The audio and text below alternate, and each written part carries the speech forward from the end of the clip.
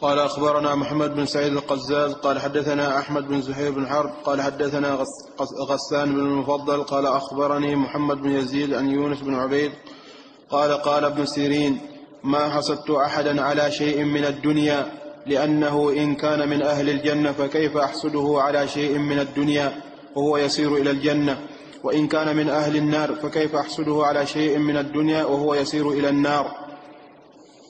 هذا كلام جميل لابن سيرين رحمه الله تعالى في مقاومة الحسد وطرده من النفس، وهذا أيضا فيه التنبيه لأن الإنسان ينبغي أن يستجلب لنفسه أشياء حتى لا يبقى الحسد في نفسه حتى ينطرد، وثمة معاني إذا تمكن الإنسان من استجلابها لنفسه ذهب عن نفسه الحسد.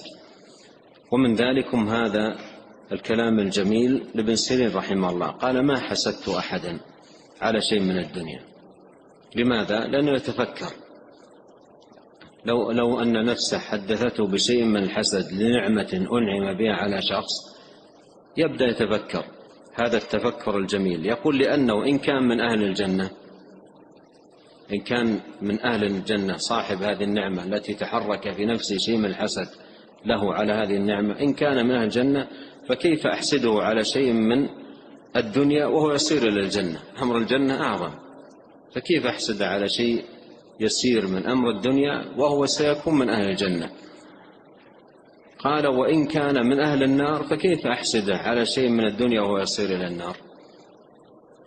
فبمثل هذا التفكر، سواء هذا التفكر الذي من ابن سيرين أو نظائره، ثمة أمور إذا استجلبها الإنسان لنفسه طردت عنه الحسد.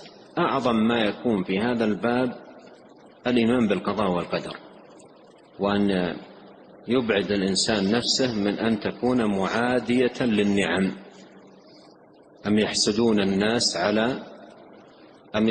الناس على ما آتاهم الله من فضله، فيذكر أن هذا فضل الله، والفضل بيد الله يؤتيه من يشاء والله ذو الفضل العظيم. فأعظم ما يكون في مداواة الحسد وطرده استذكار هذا واستحضاره.